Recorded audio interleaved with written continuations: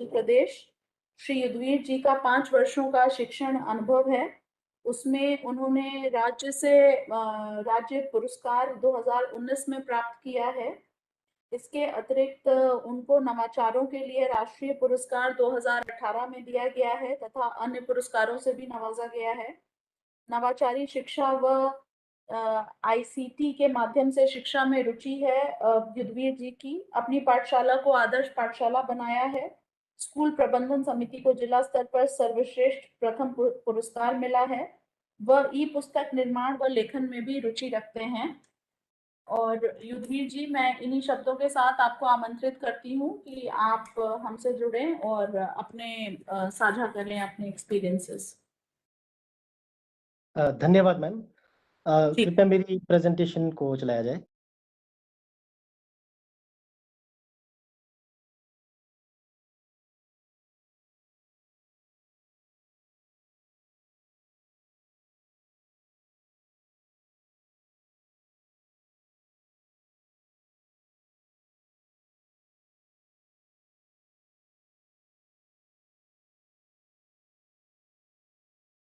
आप सभी को मेरी यानी युद्धवीर टंडन की ओर से हिमाचल प्रदेश की शिवभूमि जिला चंबा से बहुत बहुत नमस्कार व प्रणाम।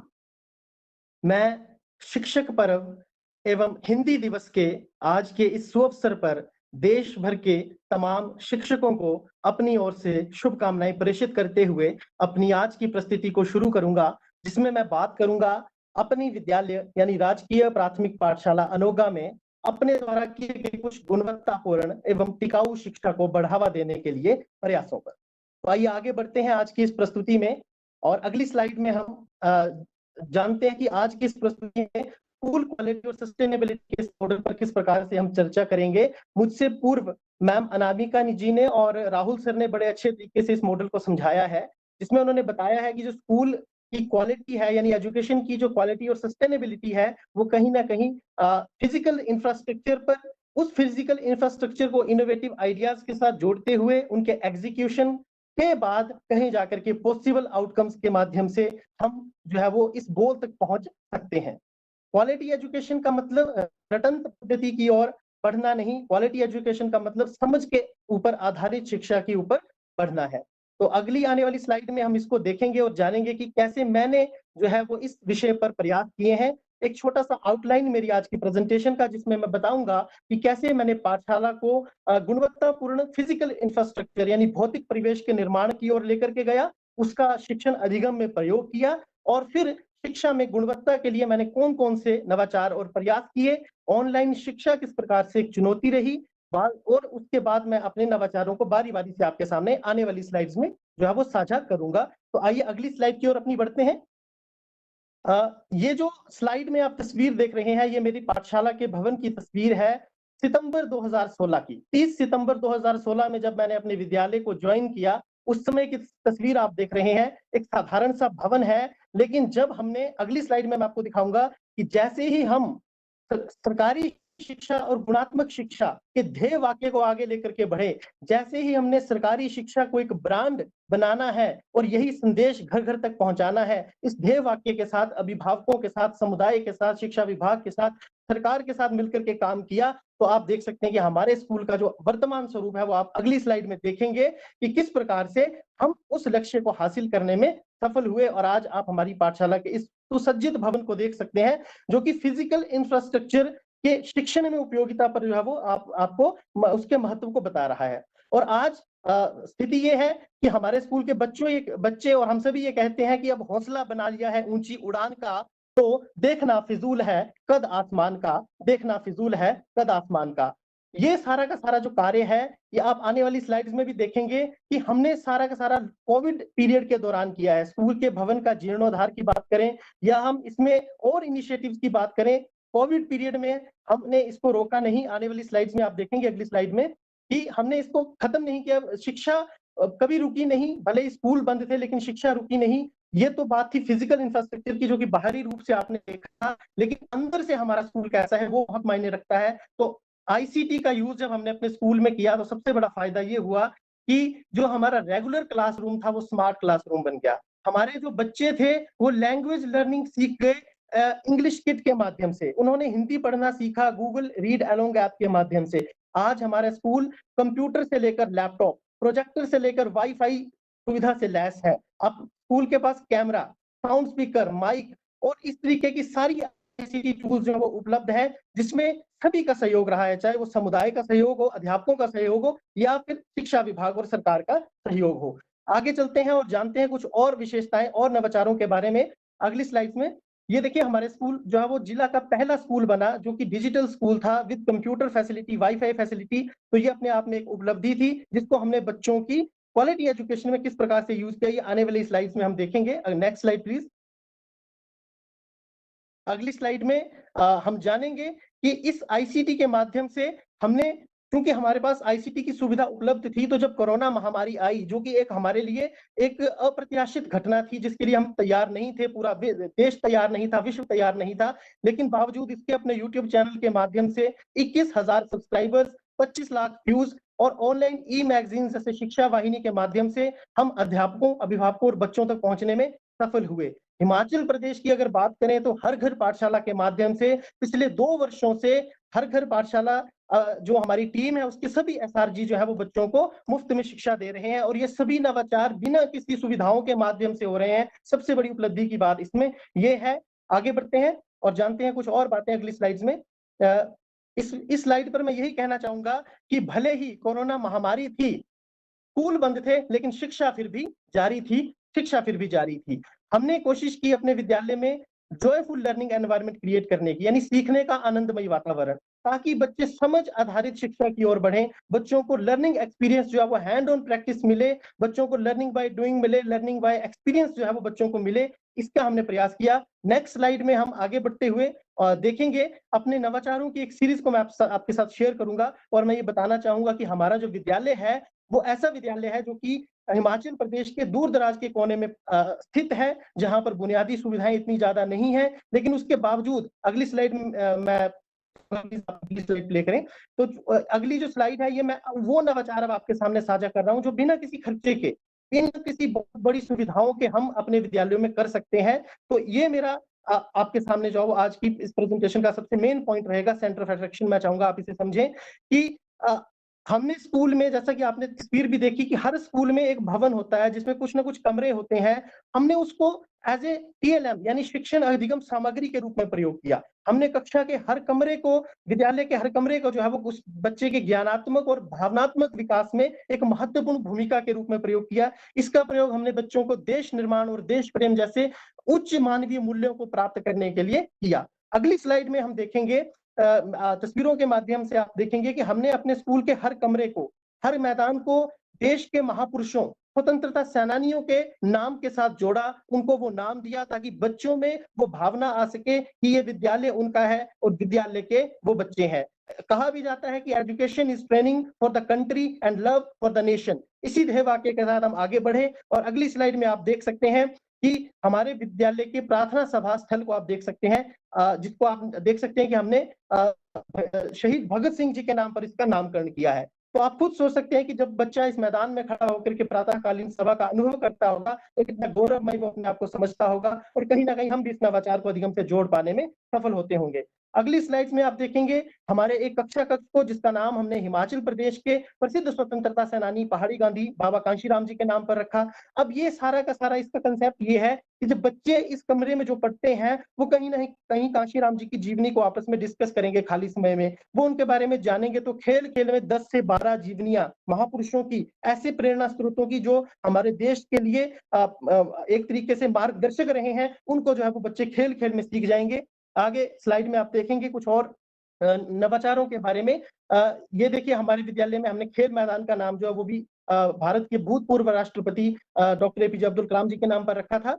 ये खाली समय में बच्चे इस समय यहाँ खेलते हैं तो महापुरुषों की जीवनी या उनसे जुड़े प्रश्नों को एक दूसरे से पूछते और सुनाते हैं। तो ज्ञानात्मक और भावनात्मक अधिगम जो है बच्चों का एक साथ करने का प्रयास रहता है। आगे आने वाली स्लाइड में हम आगे बढ़ेंगे। अब अगली स्लाइड की तरफ ये है, देखिए आज के समय में यदि किसी चीज की सबसे ज्यादा जरूरत है भारत को तो वो है ईमानदारी, और अगर आज के समय में सबसे ज्यादा कमी किसी चीज की है तो वो भी ईमानदारी की ही है। और ईमानदारी एक ऐसी चीज है जो किताबों से विकसित नहीं हो सकती। ईमानदारी एक ऐसी चीज है जो भाषणों से, नारों से विकसित नहीं हो सकती। ये विकसित हो सकती है बच्चों को विद्यालय रूपी प्रयोगशाला में ईमानदारी के प्रयोगों में गढ़ने के बाद। तो हमने ऑनेस्टी शो करके एक जो है वो प्रयोग किया अपने विद्यालय में। आप देख सकते हैं कि बच्चा जो है वो विद्यालय के एक कोने में रखे हुए सामान को उठाता है, जिसकी कीमत जितनी है उतने मूल्य का पैसे वो वहां पर रखे बॉक्स में डालता है। कोई दुकानदार नहीं, कोई कुछ नहीं। तो बच्चे में जो अनुशासन, आगे आने वाली स्लाइड में मैं आपको दिखाऊंगा, अगली स्लाइड प्लीज, कि किस प्रकार से बच्चों में हमने स्व अनुशासन के माध्यम से ईमानदारी इत्यादि को बढ़ाने का प्रयास किया।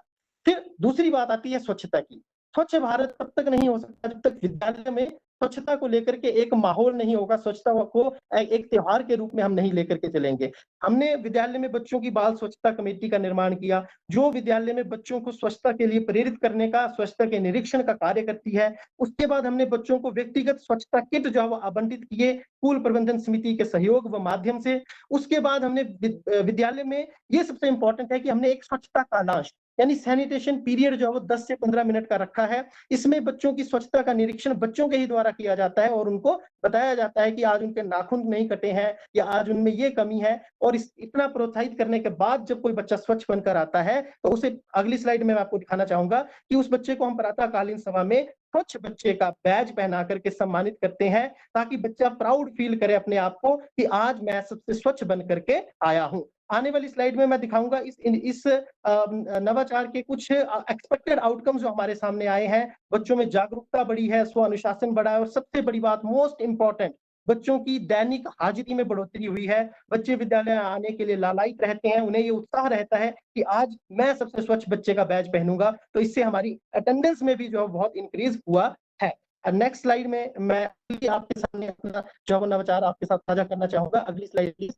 मैं जब बच्चों के साथ बाल संविधान दिवस मना रहा था, एक छोटा सा किस्सा आपके साथ शेयर करूंगा।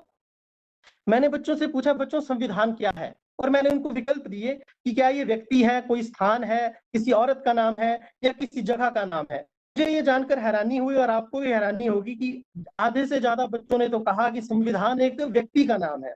कुछ बच्चों ने कहा कि ये स्थान का नाम है और बड़े ही कम बच्चे बता पाए कि संविधान एक पुस्तक है। तो हम ये समझ सकते हैं कि बच्चों में कंसेप्ट देने की कितनी ज्यादा जरूरत है। उसके बाद आगे आने वाली स्लाइड में मैं दिखाना चाहूंगा कि हमने बच्चों की बाल सभा जो हर विद्यालय में बनी होती है पहले से ही, उसको ही हमने संविधान सभा में परिवर्तित कर दिया और बच्चों के माध्यम से ही देश का संविधान जिस प्रकार से बना था उसी प्रकार से अलग अलग समितियां बना करके विद्यालय के आचरण व्यवहार के नियम बनाए, यानी विद्यालय का एक छोटा सा बाल संविधान बनाया। और बच्चे संविधान के प्रति, आगे आने वाली स्लाइड में मैं दिखाना चाहूंगा कि किस प्रकार से बच्चों में संविधान की व्यवहारिक समझ आई।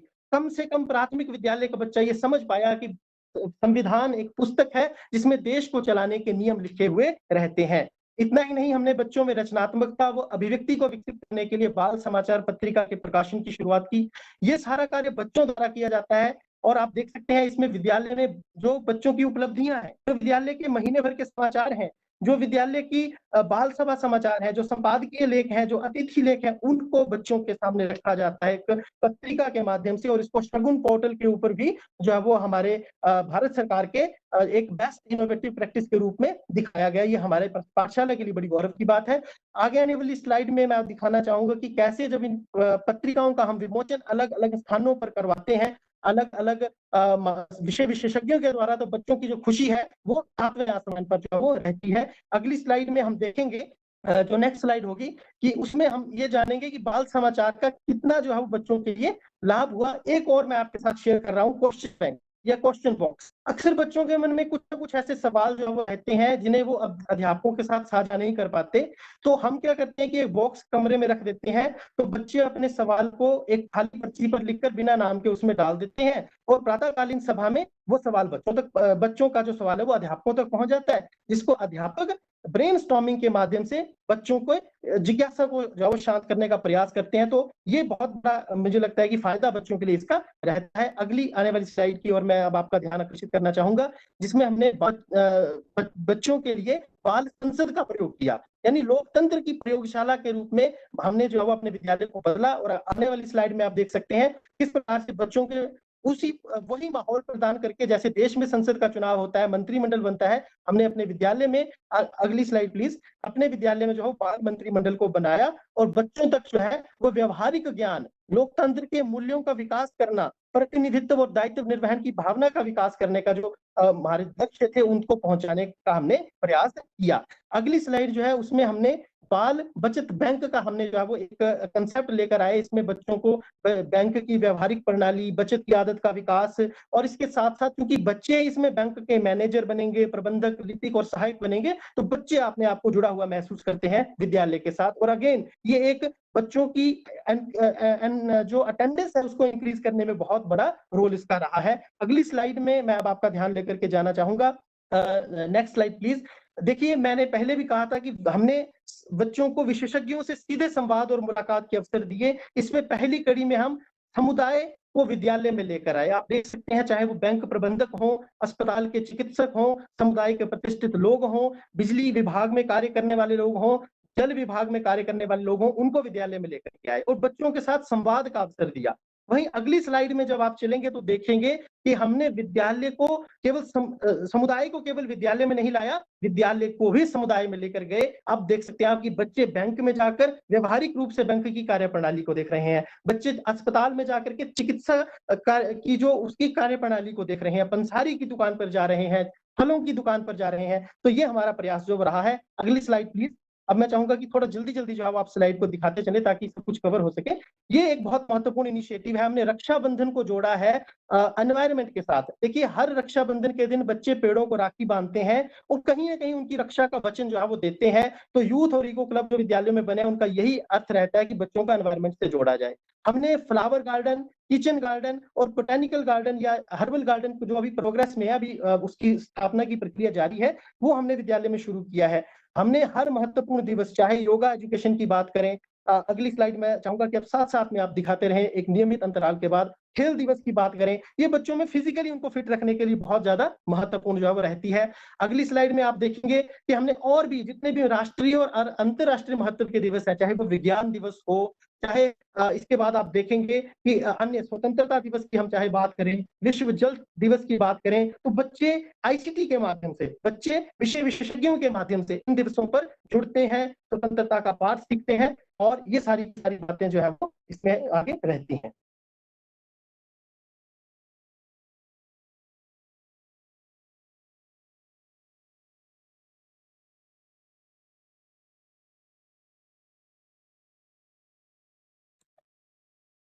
हेलो। जी मैम। हाँ युद्धवीर जी, क्या संबोधन समाप्त हो गया है? मैम स्लाइड रुक गई है, लास्ट एक दो स्लाइड्स बची थी, अच्छा बस दो तीन अच्छा, स्लाइड। ठीक है ठीक है, हाँ वेट करते हैं। जी मैम।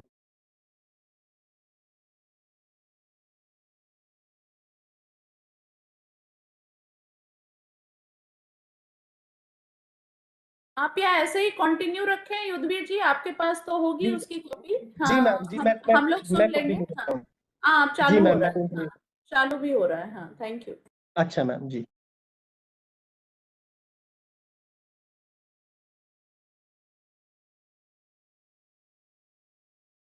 तो मैं बात कर रहा था, हम अपने विद्यालयों में जो राष्ट्रीय और अंतर्राष्ट्रीय महत्व के दिवसों पर जो बच्चों के लिए जागरूकता कार्यक्रम का आयोजन करते हैं, उसमें स्कूल सुरक्षा दिवस हो या वार्षिक पारितोषिक वितरण समारोह की हम बात करें, तो उनको हम बच्चों के लिए आयोजित करते हैं ताकि बच्चों के साल भर की जो भी उनकी कार्य किए गए हैं उनके लिए उनको पारितोषिक वितरित किया जा सके। इसके साथ ही पारितोषिक वितरण के बाद हम बच्चों के लिए वार्षिक जो शैक्षणिक भ्रमण है, यानी एक्सकर्शनल टूर्स है, जो दिवसीय हो या वो कुछ समय के हों, जैसे एक पीरियड के लिए भी हम बच्चों को बाहर लेकर के जा सकते हैं, तो हम बच्चों को वो सारी चीजें दिखाने का प्रयास करते हैं। अब उसके बाद जो रिजल्ट हमारे सामने आया, अब मैं अंत की ओर हूं अपने इस आज के प्रेजेंटेशन में, तो आप देख सकते हैं कि आज हमारा स्कूल जो सो कॉल्ड निजी स्कूल है उनके मुकाबले में कहीं भी पीछे खड़ा नहीं है। हमारे सरकारी स्कूल के बच्चे किसी भी पक्ष से अपने आप को पीछे नहीं आंकते और मेरा यही संदेश है कि सरकारी शिक्षा ही सबसे ज्यादा असरकारी और संस्कारी शिक्षा है। वाक्य को लेकर के, जय सरकारी विद्यालय के वाक्य को लेकर के हम जब आगे बढ़ रहे हैं, तो इस प्रकार की जो प्रतिक्रियाएं हमें समाज के माध्यम से देखने को मिलती है, तो बहुत उत्साहवर्धक रहता है। आगे मैं दिखाना चाहूंगा अपने विद्यालय की कुछ और उपलब्धियां, जिसको कि आप देख सकते हैं अपनी स्क्रीन पर। इनके बारे में मैं ज्यादा नहीं बोलना चाहूंगा, लेकिन इतना ज़रूर कहना चाहूँगा कि हमारे विद्यालय की जो सबसे बड़ी उपलब्धि रही, वो रही मेरे स्वप्न का साकार होना।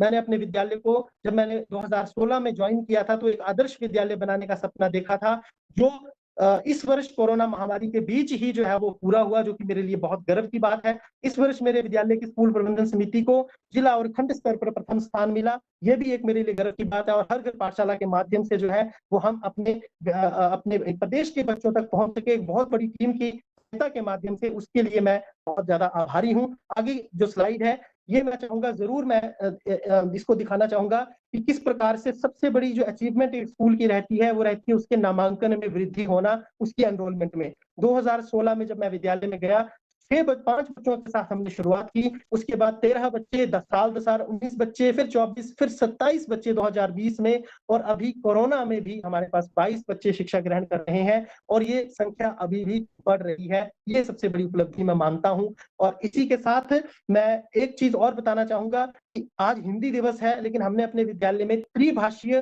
फॉर्मूले पर हम काम करते हैं। बच्चे चाहे प्रातःकालीन सभा हो, चाहे कोई भी एक्टिविटी हो, वो 3 भाषाओं में आयोजित की जाती है, हिंदी, अंग्रेज़ी व संस्कृत भाषा। तो मैं ये चाहूँगा कि हम अपने आप को उदार विचारों वाला बनाएँ, खुले विचारों वाला बनाएँ। इसी के साथ आप सभी का बहुत-बहुत धन्यवाद। मेरे लिए गर्व की बात है कि मैं भारतवर्ष के शिक्षकों के समक्ष अपने विद्यालय को प्रस्तुत कर सका। बहुत-बहुत धन्यवाद। जय हिंद।